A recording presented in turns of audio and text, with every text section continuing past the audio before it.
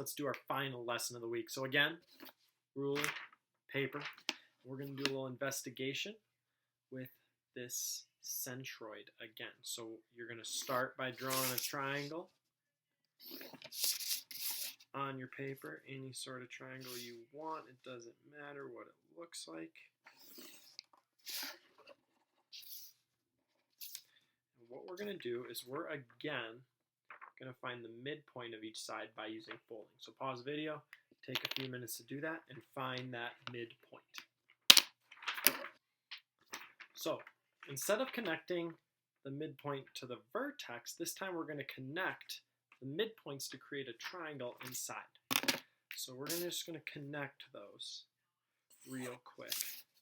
And what we're going to do is you're going to use your ruler to measure. And so I want you to measure these two lengths right here. I want you to see how does this length here compare to the bottom length. Then you're going to turn your triangle, and you're going to do those two lengths right here and here, and you're going to do all three. So find the measurement of those and look for a pattern, look for something that connects them.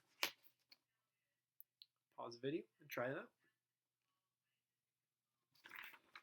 So when I measured all of those out, I found that all of these equal just about 2. So we're going to use that property, the triangle mid-segment theorem, in today's lesson. All right, so for the next part of your toolkit, you're going to add this in, and it's saying two things. First of all, it's saying DE is half the length of AC. So that's what we found when we measured it. The other part is that these lines, these arrows, mean they're parallel. So that's part 2 of the triangle mid-segment theorem. So pause the video, copy this down in your toolkit, and then when you're ready, unpause and move on.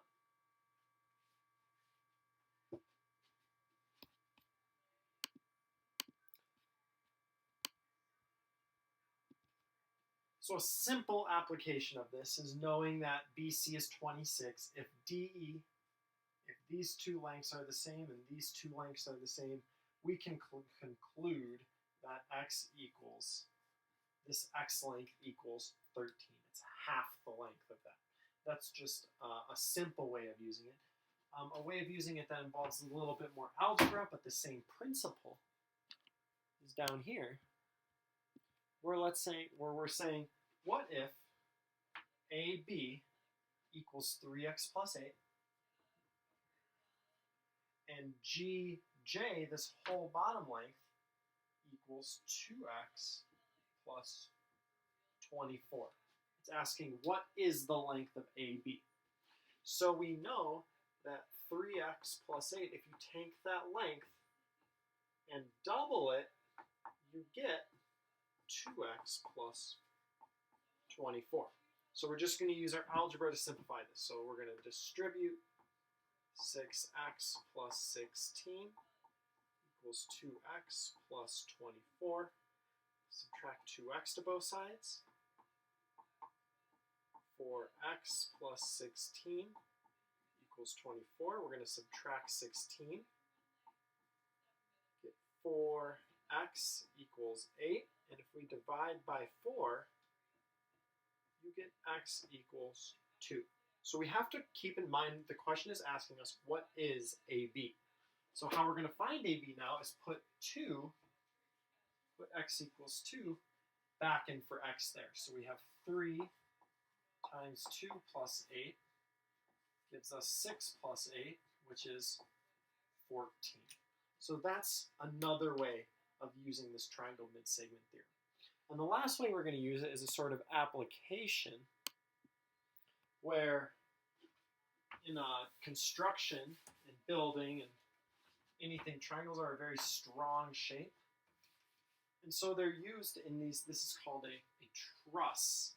So in the diagram, it says UV and VW are mid-segments. So that's telling us UV right here and VW right here, those are mid-segments.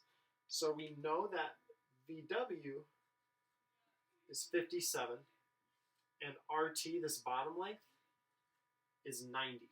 So it's asking us to find UV and RS. Well, we know UV and RT, this bottom part, that UV is half of RT.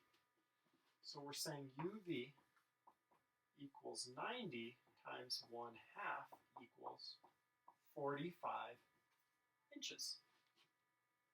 And then we know that VW here is double RS there. So we know VW is half of RS. So let's rewrite that because it's asking us for RS. RS equals VW times 2, which is 57 times 2, which is 114 inches.